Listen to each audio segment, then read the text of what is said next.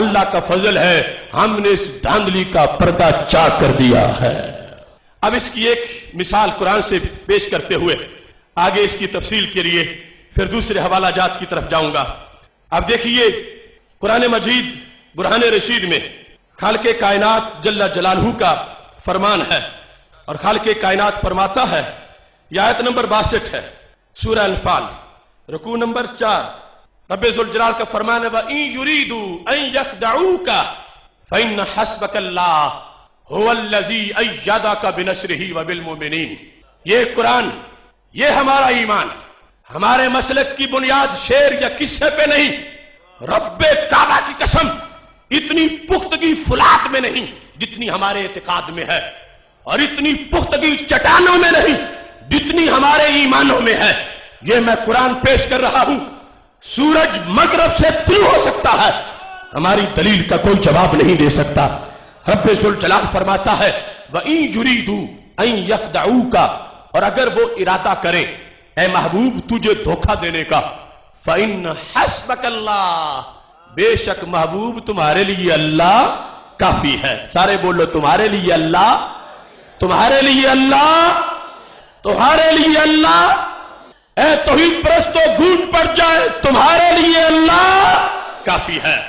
یہ رب ذوالجلال فرما رہا ہے محبوب اگر وہ منافق دھوکہ دیتے ہیں کر لے جو کوئی کرنا ہے، کچھ نہیں بگاڑ سکتے۔ فَإِنَّ حَسْبَكَ اللَّهُ، بے شک تمہارے لیے اللہ۔ اب اللہ کافی ہونے کا مطلب کیا ہے؟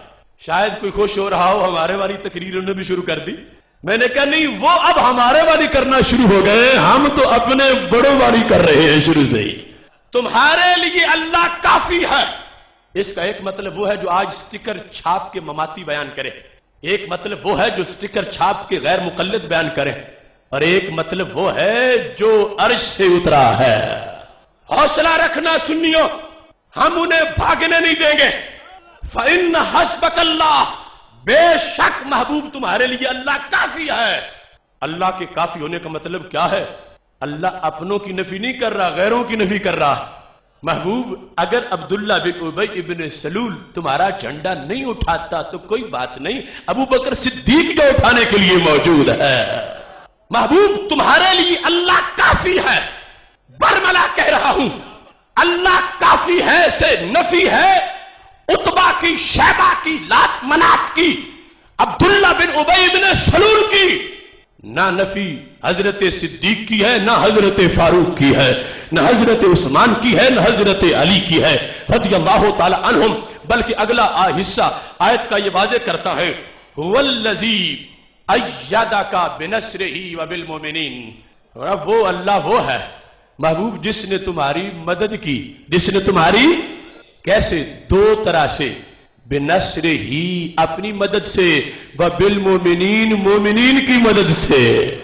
دیکھو قرآن رات کا تجلیات کا منظر ہے، یہ ولیوں کے دیش کی سہانی رات ہے، یہ میرے ہاتھ میں قرآن ہے، پڑھو سارے هو الذی ایدک بنصرہ وبالمؤمنین۔ میں کہتا ہوں برملا، جن لوگوں نے کہا اللہ مدد باقی سب شرک و بدعت، میں کہتا ہوں یہ نعرہ قرآن سے متصادم نعرہ ہے، یہ نعرہ قرآن سے ٹکرانے والا نعرہ ہے، اور قرآن سے جو ٹکراتا ہے خود ہی پاش پاش ہو جاتا ہے، کیونکہ وہ یہ کہہ کے کہ اللہ مدد باقی سب شرک و بدعت، باقی صاحب میں کس کو داخل کرتے ہیں؟ داتا صاحب کو، غوث پاک کو، باقی صاحب میں خود رسول اللہ صلی اللہ علیہ وسلم کو داخل کرتے ہیں، اور یہ ان کا گھڑا ہوا مطلب ہے۔ قرآن کیا کہتا ہے؟ هو الذی، وہ اللہ وہ ہے، ایدک، جس نے تمہاری محبوب تائید کی، کیسے؟ دو طرح، بنصرہ اپنی مدد سے، وبالمؤمنین مومنین کی مدد سے۔ اب میں پوچھتا ہوں اللہ مدد تو آ گیا بنصرہ میں، اور بالمؤمنین میں ذکر کس کا ہے؟ اللہ مدد کا ذکر ہے بنصرہ میں، وبالمؤمنین میں ذکر کس کا ہے؟ جو کہتے ہیں باقی سب شرک و بدعت، ان کو دعوت ہے قیامت تک وہ ثابت کرے کہ یہاں نفی ہو حضرت صدیق اکبر کی، نفی ہو حضرت مولا علی کی، نفی ہو حضرت غوث جلی کی، نفی حضرت داتا ولی کی میں سینہ تان کے کہہ رہا ہوں، یہاں نفی غیروں کی ہے، نفی اپنوں کی نہیں ہے۔ اللہ فرماتا ہے میں خود بھی مدد کرتا ہوں، اپنوں سے کروا بھی دیتا ہوں۔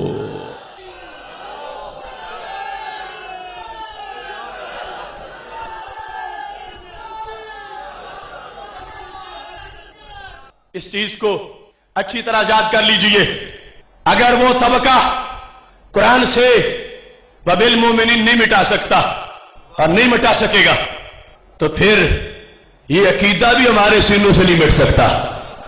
وَبِالْمُؤْمِنِينَ قرآن میں ہے، بالمؤمنین ہمارے ایمان میں ہے۔ اور توجہ کرو، وہ لوگ تجھ سے پوچھتے ہیں کہ تمہارا عقیدہ ہے کہ رب سب کچھ دیتا ہے، تو پھر داتا صاحب کیا لینے جاتے ہو؟ پھر شادولہ کیا لینے جاتے ہو؟ پھر یہ کیوں کہتے ہو بھر دو جھولی میری یا محمد صلی اللہ علیہ وسلم؟ یہ تم سے کہتے ہیں تو بھولے سنیو، خوشبو کی دیگ کا ڈھکن تم بھی اتار دو۔ وہ بدبو والے بدبو پھیلا رہے ہیں، خوشبو والوں خوشبو پھیلاؤ۔ اور ان سے پوچھو جب بنصر ہی میں رب کی مدد کا ذکر آ گیا تو اللہ کی مدد کے بعد کمی کیا رہ گئی تھی کہ بالمومنین کا ذکر کیا گیا؟ یا تو رب مدد کرے اور پیچھے کوئی تھوڑ رہ جائے تو کسی اور کا ذکر ہو، رب مدد کرے اور پیچھے کوئی کمی رہ جائے تو پھر کسی اور کا ذکر ہو، یا یہ ہے کہ رب کا دروازہ بند ہو جاتا ہو تو کسی اور کی ضرورت ہو، یا وہ سو جاتا ہو دورے پہ جاتا ہو تو کسی اور کی ضرورت ہو۔ وہ نہ سوتا ہے، نہ دورے پہ جاتا ہے، نہ بیمار ہوتا ہے، نہ خزانوں میں کمی ہے، تو وہ مدد کر دے تو پھر اور کسی کا توقی کوئی نہیں بنتا۔ تو رب کیوں کہتا ہے بنصرہ وبالمؤمنین؟ اب ان کو اس آیت کا جواب دینے کے لیے پہلے سنی ہونا ضروری ہے۔ جو سنی نہیں ہو سکتا قیامت تک یہ جواب نہیں دے سکتا، قیامت تک قرض رہے گا۔ کوئی دہریہ کہہ سکتا ہے تم اچھے رب کو مانتے ہو کہ وہ خود ساری مدد کر ہی نہیں سکتا، کچھ خود کرتا ہے، کچھ اوروں سے کرواتا ہے، مدد ان سے لیتا ہے، کرواتا ہے، معاذ اللہ۔ جب تک کوئی سنی نہ بنے اس آیت کا جواب نہیں دے سکتا، اور جواب صرف سنی زبان ہی دے سکتی ہے۔ وہ کیا جواب ہے؟ جواب یہ ہے کہ بالمومنین میں مدد غیر کی نہیں اللہ ہی کی مدد ہے۔ اگر بالمومنین میں مدد غیر کی ہوتی تو اعتراض صحیح تھا کہ رب کی مدد کی ہوتے ہوئے اور کی غیر کی مدد کی ضرورت کیا ہے؟ قرآن نے واضح کیا ہے بالمومنین میں بھی مدد رب کی ہی ہے، لہذا بالمومنین کی مدد سے یہ لازم نہیں آئے گا کہ رب کی مدد میں کوئی کمی ہے۔ صرف رب کی مدد کی قسمیں دو ہیں، کبھی واسطے کے بغیر کرتا ہے، کبھی واسطے کے ساتھ کرتا ہے۔ یہ مرضی اس کی ہے، اس پر کوئی لازم نہیں کر سکتا کہ تو نے یوں ہی کرنی ہے، اس کی شان ہے۔ کبھی مدد کرتا ہے واسطے کے بغیر کرتا ہے، اور کبھی مدد کرتا ہے واسطے کے ساتھ کرتا ہے۔ رب کعبہ کی قسم، اس جواب کے ساتھ سوا کوئی جواب نہیں۔ اگر اللہ وسیلے کے بغیر مدد کرے تو بنصر ہی ہوتا ہے، وسیلے کے ساتھ کرے تو بالمومنین ہوتا ہے۔ مدد اسی کی ہے، قسمیں دو ہیں، کبھی وسیلے کے بغیر، کبھی وسیلے کے ساتھ۔ وسیلے کے بغیر ہو تو بنصر ہی ہے، وسیلے کے ساتھ ہو تو بالمومنین ہے۔ لہذا کوئی دہریہ اعتراض کرے گا ہم اس کے منہ پہ ماریں گے کہ بنصر ہی کوئی غیر کی طاقت نہیں، اللہ ہی کی طاقت ہے، اور بالمومنین بھی غیر کی طاقت نہیں، اللہ ہی کی طاقت ہے۔ صرف قسمیں دو ہیں، وہ چاہتا ہے خود کرتا ہے، چاہتا ہے کسی کو مدد کا مظہر بناتا ہے۔ اب جواب وہ دے سکے گا جو رب کے سوا کسی کو مجازی مددگار مانتا ہے، وہ جواب دے سکے گا، اور وہ صرف سنی ہے۔ اس بنیاد پر اب وہ جو کہتے تھے تم داتا صاحب کیا لینے جاتے ہو، تم مدینہ شریف کیا لینے جاتے ہو، تو آیت نے سکھایا داتا صاحب کے پاس اپنا فضل نہیں اللہ ہی کا فضل ہے، مدینہ شریف اپنا فضل نہیں اللہ ہی کا فضل ہے۔ اس واسطے یہاں سے بھی مانگے خدا دے دیتا ہے، وہاں جا کے محبوب کے صدقے مانگے پھر بھی جھولیاں بھر دیتا ہے۔ اس مختصر سی تمہید کے بعد اب اس چیز کو ہم نے بیان کرنا ہے کہ اس امت میں شرک جلی والی کوئی بیماری ہے ہی نہیں۔ شرک جلی کی کوئی بیماری، بولو کوئی بیماری، امکان تو ہر چیز کا ہوتا ہے۔ امکان تو یہ بھی ہے کہ کوئی بدبخت اللہ ہونے کا دعویٰ کر دے، مگر جو بالعموم فضا ہے، جو امت کا مزاج ہے، وہ کتنا پکا ہے، بلکہ میں تو چیلنج کے طور پر کہتا ہوں، جس امت نے اپنے نبی علیہ السلام کے بعد، سرکار دو عالم صلی اللہ علیہ وسلم کے بعد کوئی مدعی نبوت، اس کی نبوت نہیں چلنے دی، سرکار کے بعد جو نبی ماننے کو تیار نہیں، اللہ کے ہوتے ہوئے اللہ کیسے مان جائیں گے کسی کو؟ یہ ریکارڈ پر بات ہے۔ اس امت نے ختم نبوت پر جو پہرا دیا کہ جنہیں نبوت مل گئی پہلے مل گئی، میرے نبی علیہ السلام کی دل میں جلوہ گری کے بعد کوئی نبی نہیں ہو سکتا، اب یہ تو سرکار دو عالم صلی اللہ علیہ وسلم جیسا کسی کو نہیں مان رہے، یہ اللہ جیسا کسی کو مان کیسے جائے گا؟ اس واسطے یہ اپنے عقیدہ توحید پر قائم ہے، اور وہ امکان ہے، لیکن یہ ڈوب جائے علاقے شہر شرک میں، شرک جلی میں، ہرگز ایسا نہیں ہے۔ اور اس سلسلہ میں میں تمہارے سامنے بخاری شریف کی وہ حدیث شریف پیش کر رہا ہوں جس میں سید عالم نور مجسم شفیع معظم صلی اللہ علیہ وسلم نے خود فرمایا ہے، یہ جلد نمبر 3 ہے بخاری شریف کی، صفحہ نمبر 998 ہے اور حدیث نمبر 4085 ہے۔ میرے محبوب علیہ السلام کا فرمان ہے، وَإِنِّي وَاللَّهِ مَا أَخَافُ عَلَيْكُمْ أَن تُشْرِكُوا بَعْدِي، پر خدا کی قسم مجھے میرے بعد تمہارے مشرک ہونے کا کوئی خطرہ نہیں ہے۔ وَإِنِّي وَاللَّهِ مَا أَخَافُ عَلَيْكُمْ أَن تُشْرِكُوا بَعْدِي، علیکم یہ صرف صحابہ کو خطاب نہیں تھا، یہ قیامت تک کی امت کو خطاب تھا، اور یہ فرمایا وَلَكِنِّي أَخَافُ عَلَيْكُمْ أَن تَنَافَسُوا فِيهَا، مجھے دنیا کی محبت میں تمہارے ڈوب جانے کا تو خطرہ ہے، مگر تمہارے مشرک ہونے کا کوئی خطرہ، سارے بولو مشرک ہونے کا کوئی خطرہ نہیں ہے۔ یہاں کچھ لوگ سینہ زوری کرتے ہیں ہماری اس پر گھنٹوں کی بات، وہ کہتے ہیں صرف صحابہ کی بات ہے۔ میں کہتا ہوں آیت پڑھو، کنتم خیر امت اخرجت للناس، وہاں بھی خطاب سامنے تو صحابہ بیٹھے تھے کہ تم بہترین امت ہو، مگر اس طبقے سے پوچھو تو آج بھی اپنے جلسوں میں کہتے ہیں ہم بہترین امت ہیں۔ میں کہتا ہوں کنتم میں تم کیسے چھپ گئے؟ کنتم خیر امہ، اگر کنتم میں تم چھپ گئے ہو تو پھر واللہ لا اخاف علیکم میں ہم چھپے ہوئے ہیں۔ محبوب علیہ السلام نے واضح فرما دیا، خدا کی قسم، خدا کی قسم مجھے قیامت تک آنے والے میرے غلاموں تمہارے مشرک ہونے کا کوئی خطرہ نہیں ہے۔ اس سلسلہ میں اس کی تفصیل کے لیے میں اختصار سے مستدرک للحاکم سے تمہارے سامنے حدیث پیش کر دیتا ہوں جس میں صرف قوم کی بات نہیں پوری امت کی بات ہے۔ یہاں تو بہانہ کر گئے امت کے دشمن کہ امت کی بات نہیں صرف صحابہ کی بات ہے۔ میں کہتا ہوں میں لفظ امت دکھاؤں گا حدیث سے، امت پر سرکار کو شرک کا کوئی خطرہ نہیں تھا، اور یہ حدیث شریف مسند امام احمد میں بھی موجود ہے، اور اس کے سوا مستدرک للحاکم کے اندر بھی موجود ہے، اور اس کے سوا بہقی شعب ایمان میں بھی موجود ہے، حلیۃ الاولیاء میں بھی موجود ہے۔ یہ ابن ماجہ کی حدیث نمبر 4205 ہے، اور بہقی شعب ایمان کی حدیث نمبر 6830 ہے، حلیۃ الاولیاء جلد نمبر 1 صفحہ نمبر 247 پر ہے۔ یہاں یہ مستدرک للحاکم کے اندر یہ حدیث شریف 3397 نمبر پر ہے۔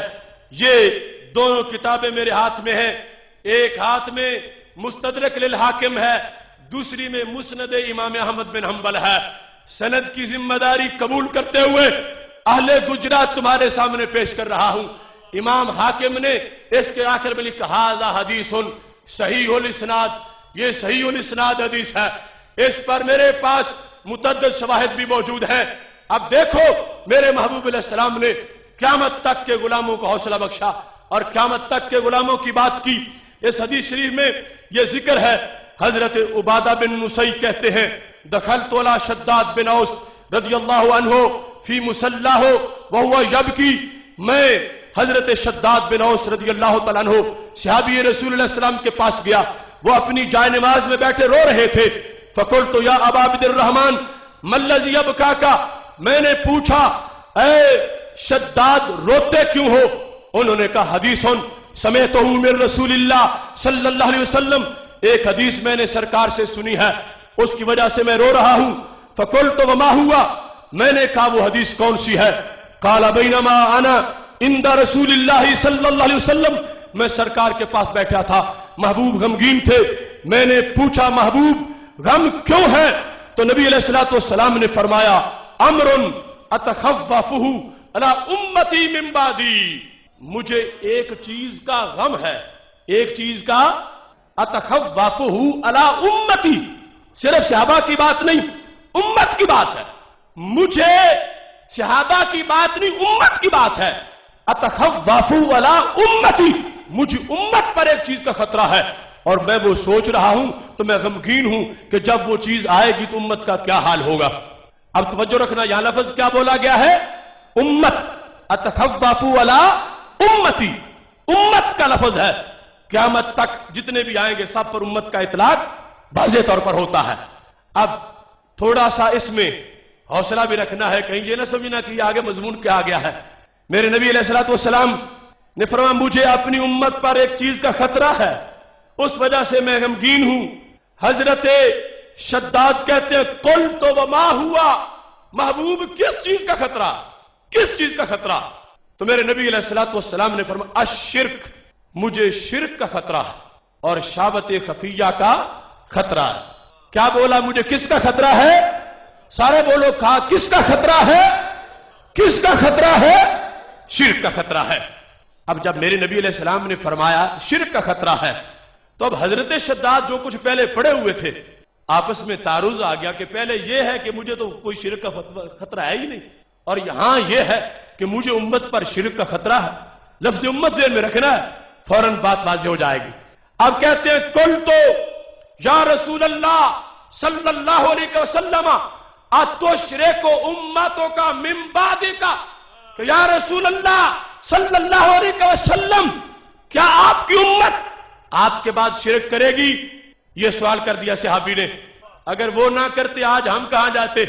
یہ ہماری باتیں تسلیم نہ کرتے، میں تمہارے سامنے یہ سرکار کے فرامین کی کتابیں لے کے بیٹھا ہوں، اتشرک امتوں کا من بعد کا، محبوب کیا آپ کے بعد آپ کی امت شرک کرے گی؟ سرکار نے کہا بھولے شداد، میں نے کچھ اور کہا، تم کچھ اور سنا، تم سمجھ گئے کہ شرک چلی کرے گی؟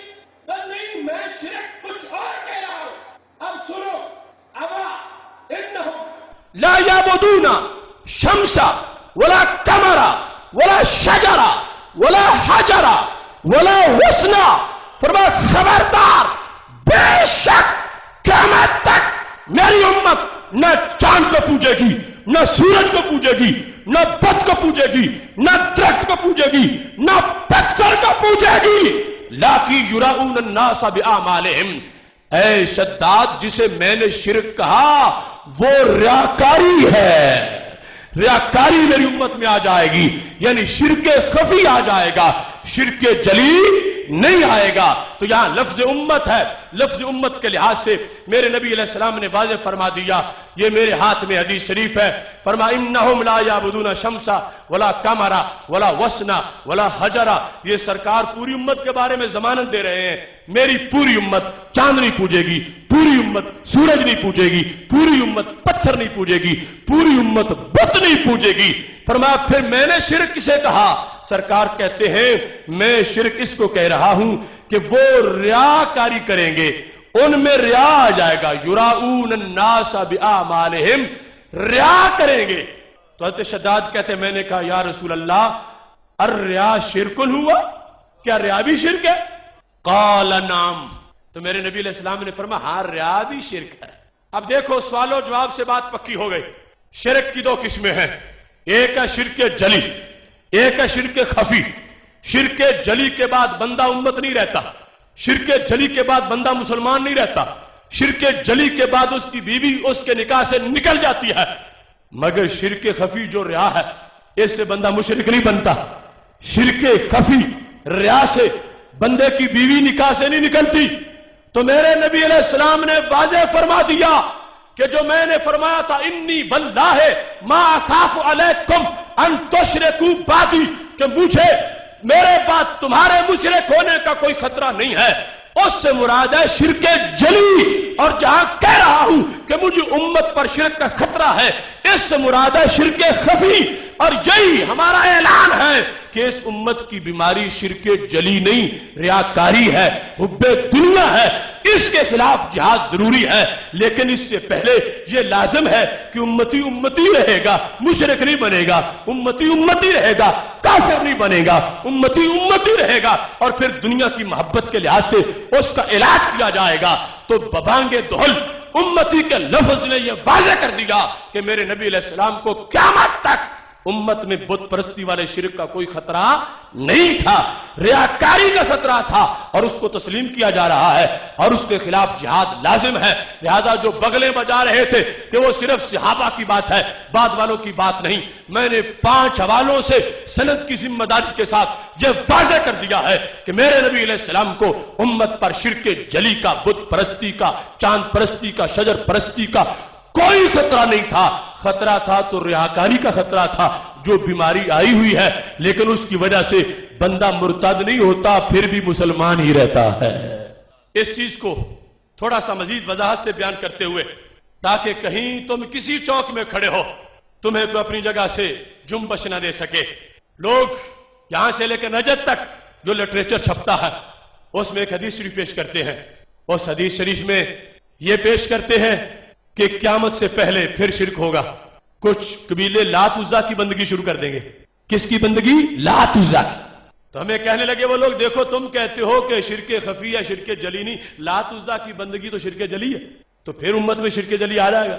اور جس طرح ضیاء الحق نے وہ ریفرنڈم کروایا تھا، تو مطلب کیا؟ شرک جلی آئے گا تو پھر ہماری خدمت کی ضرورت ہے، پھر ہماری تنخواہیں، پھر ہماری حکومتیں، پھر ہمارا جواز ہے دنیا میں زندہ رہنے کا، پھر ہماری ضرورت ہے۔ تو میں اس حدیث کو پیش کر کے ان کو وہ جواب دے رہا ہوں جو قیامت تک اس کا جواب انشاءاللہ نہیں دے سکیں گے۔ وہ حدیث صحیح مسلم شریف میں ہے، میرے نبی علیہ السلام کا وہ فرمان سیدہ عائشہ صدیقہ رضی اللہ تعالی عنہا روایت کرتی ہیں، قربان جائیں حضرت عائشہ صدیقہ رضی اللہ تعالی عنہا کے علمی مقام پر اگر وہ نہ پوچھتی آج ہمارے لیے جواب دینا مشکل ہو جاتا۔ انہوں نے پوچھا، جواب دینا آسان ہو گیا ہے۔ یہ مسلم شریف کے اندر جو رابع میں اس کا تذکرہ موجود ہے، سید عالم نور مجسم شفیع معظم صلی اللہ علیہ وسلم نے واضح طور پر اس کا ذکر کیا ہے۔ یہ حدیث نمبر 2907 ہے، صحیح مسلم۔ توجہ رکھنا، جاگ کے سننا اور جاگ کے سنانا، یہ مسلم ہے۔ ان کے پاس جو ایٹم بم ہے شرک ثابت کرنے کا، اب دیکھو دوڑ لگی ہوئی ہے، وہ کہتے ہیں امت مشرک ہے، ہم کہتے ہیں نہیں امت توحید پرست ہے۔ کتنی بے شرمی، امت بھی کہتے ہیں پھر مشرک بھی کہتے ہیں۔ کہتے ہیں جو مشرک ہو امت ہی کیسے سرکار کرا، وہ کہتے ہیں امت مشرک ہے۔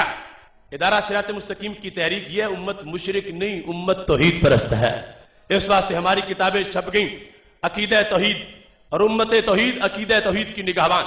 ہم عقیدہ توحید کے غیور سپاہی اور عقیدہ توحید کی شاہراہ، اس کے لحاظ سے یہ مختلف جو کتابیں ہماری سٹال پہ موجود ہیں، اس میں اب یہ دیکھیں یہ مسلم شریف کی حدیث شریف میں لکھا کیا ہے، ان عائشہ عائشہ صدیقہ رضی اللہ تعالیٰ عنہ سے مروی ہے، قالت سمعت رسول اللہ صلی اللہ علیہ وسلم، میں نے نبی علیہ السلام سے سنا، لا يذهب اللیل والنہار حتی تعبد اللات والعزى، کہ دنیا اس وقت تک ختم نہیں ہوگی جب تک کہ لات عزا کی پھر بندگی نہ ہو جائے۔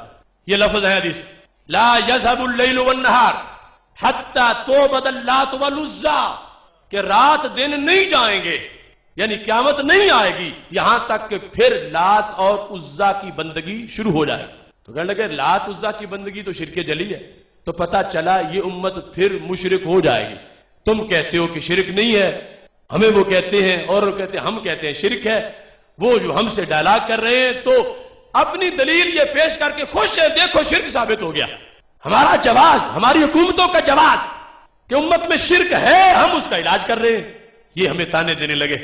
اب میں اس کا جواب دے رہا ہوں، کمزور انسان ہوں، دامان حافظ الحدیث کو تھامتے ہوئے عطا محمد بندیالوی کی محفل تدریس کی طرف دیکھتے ہوئے شیخ عبد الکریم محمد مدرس البغدادی غوث پاک کے گنبد کے نیرے سایہ ان کی مجلس فقہ کی طرف توجہ کرتے ہوئے میں یہ جواب دے رہا ہوں۔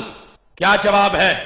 جب نبی علیہ السلام نے یہ فرمایا تھا کہ قیامت سے پہلے پھر لات عزا کی بندگی شروع ہو جائے گی۔ قالت سید عائشہ صدیقہ رضی اللہ تعالی عنہا کہتی ہیں کل تو میں نے کہا یا رسول اللہ صلی اللہ علیہ وسلم ان کنت لأظن حین انزل اللہ هو الذی ارسل رسولہ بالہدى ودین الحق لیظہرہ علی الدین کلہ ولو کرہ المشرکون۔ محبوب جب یہ آیت نازل ہوئی تھی کہ وہ اللہ وہ ہے جس نے اپنے رسول کو ہدایت کے ساتھ بھیجا اور دین حق کے ساتھ بھیجا تاکہ دین کو ہر دین پہ غالب کر دے اگرچہ مشرکوں کو ناپسند لگے۔ میرے آقا یہ آیت پڑھ کے میں تو سمجھ چکی تھی اور میرا عقیدہ ہے کہ اب شرک نہیں ہوگا، دین غالب تبھی ہوگا کہ جب پھر شرک نہیں ہوگا۔ میں تو اس آیت سے سمجھ چکی کہ شرک کی جڑیں کٹ گئیں، اب اس امت میں شرک نہیں ہوگا، یہ دین ہر دین پہ غالب ہو جائے گا۔ لیکن محبوب آج والی حدیث سنی تو پتا چلا کہ قیامت سے پہلے کچھ قبیلے پھر لات عزا کی بندگی شروع کر دیں گے، تو پھر تو پتا چلا کہ شرک پھر امت میں آ جائے گا۔ اب جواب سنو میرے نبی علیہ السلام، کیا خوبصورت جواب۔ محبوب علیہ السلام فرماتے ہیں کہا سنو عائشہ میری دونوں باتیں سچی ہیں، میری دونوں باتیں سچی ہیں، میری امت مشرک نہیں بنے گی اور قیامت سے پہلے کچھ قبیلے شرک کریں گے، دونوں باتیں میری سچی ہیں۔ انداز کیا ہے؟ فرمایا ان ذالک تاما میرا دین مکمل ہوگا، انہ سیکون من بعد ذالک من ذالک ما شاء اللہ، جب تک چاہے گا دین بڑھتا جائے گا۔ ثم یبعث اللہ ریحا طیبا، پھر اللہ ایک پاک ہوا بھیجے گا۔ کیسی ہوا؟ سارے بولو کیسی ہوا؟ ریحا طیبا، پلید ہوا نہیں، شرک والی نہیں، پاک ہوا۔ اللہ پاک ہوا بھیجے گا تو پھر کیا ہوگا؟ فرمایا فتوفی کل من فی قلبہ مثقال حبۃ خردل من ایمان، جس کے دل میں رائی جتنا بھی ایمان ہوا وہ فوت ہو جائے گا۔ اب دیکھنا ہے حدیث ہے کہ شرک کب ہوگا؟ فرمایا اللہ ایک پاک ہوا بھیجے گا، جس کے دل میں رائی جتنا بھی ایمان ہوا وہ فوت ہو جائے گا۔ فَيَبْقَى مَن لَّا خَيْرَ فِيهِ، فرمایا اس کے بعد زمین پر صرف وہ ہوں گے جن کے سینے میں رائی جتنا ایمان بھی نہیں ہوگا، جن کے سینے میں رائی جتنا ایمان بھی، تو پھر فرمایا فَيَرْجِعُونَ إِلَىٰ دِينِ آبَائِهِمْ، وہ جن کے سینے بنجر ہو جائیں گے، رائی جتنا ایمان بھی نہیں ہوگا، وہ اپنے آبا کے دین کی طرف لوٹ جائیں گے۔ اب دیکھو جواب کیسے بنا۔ یہ لوگ دلیل دے رہے ہیں کہ کہتے ہیں پچھلی صدی میں بھی شرک، اس سے پچھلی میں بھی شرک، صحابہ تک شرک، اب بھی شرک۔ اور حدیث کیا کہتی ہے؟ حدیث کہتی ہے اس وقت لات عزا کی بندگی اب ہوگی جب زمین پر ایک صاحب ایمان بھی موجود نہیں ہوگا۔ ایک صاحب ایمان بھی موجود، تو کیا اب ایک بھی موجود نہیں ہے؟ میں ان سے پوچھتا ہوں جو اس وقت پر اس حدیث کو فٹ کر کے بغلیں بجاتے ہیں کہ شرک ہے، شرک ہے، شرک ہے، میں کہتا ہوں شرک نہیں، شرک نہیں، صرف تمہیں شرک فوبیا ہو چکا ہے، شرک نہیں ہے۔ اب دیکھو کعبے کے گرد طواف کرنے والے کتنے ہیں، حج کے موسم میں حاجی کتنے ہیں، رمضان کے موسم میں نمازی کتنے ہیں، آگے پیچھے بھی مسجدیں بھری ہوئی ہیں، قرآن کے قاری کتنے ہیں۔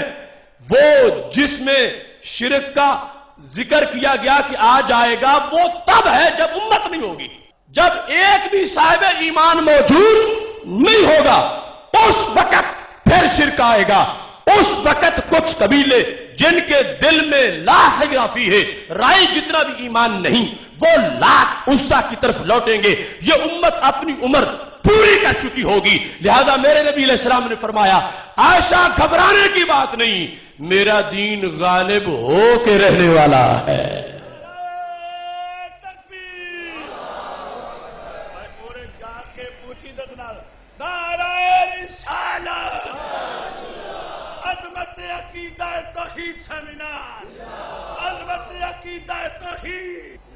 اب مشکل تقریر جو تھی وہ گزر گئی، اس کی اب چند مثالیں آپ کے سامنے پیش کرتے ہوئے، چونکہ نظریہ جو اصول تھا میں نے واضح کیا، اگرچہ دلائل اور بھی ہے کہ یہ امت شرک نہیں، امت توحید ہے، امت توحید ہے۔ اب وہ جن وجوہ سے ہم پر شرک کا فتویٰ لگاتے ہیں ان میں سے ایک کیا ہے؟ مزارات پہ جانا، قبروں پہ جانا اور پھر مدد چاہنا، اس کو وہ شرک کی بنیاد بناتے ہیں۔ اب اس لحاظ سے صحابہ سے بات شروع کرتا ہوں اور گجرات تک آؤں گا، لیکن گھبرا نہ جانا، مختصر وقت میں انشاءاللہ جلدی جلدی ہم اپنا سفر مکمل کریں گے۔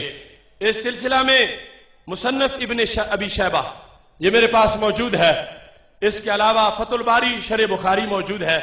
میرے نبی علیہ الصلوۃ والسلام کا وصال ہو چکا تھا اور قحط پڑ گیا، زمانہ حضرت سیدنا فاروق اعظم رضی اللہ تعالی عنہ کا ہے۔ یہ مصنف ابن ابی شیبہ اس کے اندر 7ویں جلد میں یہ صفحہ نمبر 482 ہے۔ مالک دار سے روایت ہے، وہ حضرت عمر رضی اللہ تعالیٰ عنہ کے وزیر خزانہ تھے، بڑے سچے سچے آدمی ہیں۔ حضرت عمر فراڈیوں کو وزیر خزانہ بنانے والے نہیں تھے، سچے آدمی کو تھا کہ سند پر کوئی اعتراض نہ کرے۔ قال اصاب الناس قحط فی زمن عمر، حضرت عمر رضی اللہ تعالیٰ عنہ کے عہد خلافت میں نبی علیہ السلام کے وصال کو کئی سال گزر چکے ہیں۔ کیا ہوا؟ قحط پڑ گیا۔ فجاء رجل، ایک بندہ آیا، الی قبر النبی صلی اللہ علیہ وسلم، سرکار کے روضہ پاک کے پاس۔ فقال، اس نے کہا، کیا کہا؟ وہی نعرہ جو تم لگاتے ہو، ہوش سے سننا، ہم نے گھڑا کچھ نہیں، ہم نے تو صرف پڑھا ہے۔ قال یا رسول اللہ صلی اللہ علیہ وسلم، کہاں کھڑے ہو کہ میرے نبی علیہ السلام کی دہلیز پر، لب واہ ہیں، آنکھیں بند ہیں، پھیلی ہیں جھولیاں، کتنے مزے کی بھیک تیرے پاک در کی ہے، اور میرے کریم سے کر قطرہ کسی نے مانگا، دریا بہا دیے ہیں، دربے بہا دیے ہیں۔ یہ فتح الباری میں لکھا ہے کہ حضرت بلال بن حارث تھے، صحابی رسول علیہ السلام، قحط پڑ گیا، مشکل ہے، کہاں گئے؟ نبی علیہ السلام کی دہلیز پر۔ کیا کہا؟ یا سے آواز دی۔ اگر بعد از وصال محبوب علیہ السلام کو یا سے پکارنا ناجائز ہوتا تو صحابی کیوں پکارتے؟ ان کا عقیدہ ہے کہ زندہ بھی ہیں، سنتے بھی ہیں، اور سن کے مدد کرتے بھی ہیں، لہذا انہوں نے یہ الفاظ بولے، کہتے یا رسول اللہ استسقِ لِأُمَّتِكَ فَإِنَّهُمْ قَدْ هَلَكُوا، محبوب اپنی امت کے لیے بارش کا بندوبست کروائیے، امت ہلاکت کے قریب پہنچ گئی ہے۔ اگر طبیعت میں معاذ اللہ مماتی عقیدہ ہوتا تو کہتے یہ تو معاذ اللہ مٹی میں مل گیا، جس طرح آج کے لوگ بکواس کرتے ہیں، پھر اس طرح کی صورتحال ہوتی۔ لیکن وہاں کیا ہے؟ وہ سمجھتے ہیں جو میں بولوں گا سرکار سنیں گے اور پھر رب سے میری بات منوائیں گے۔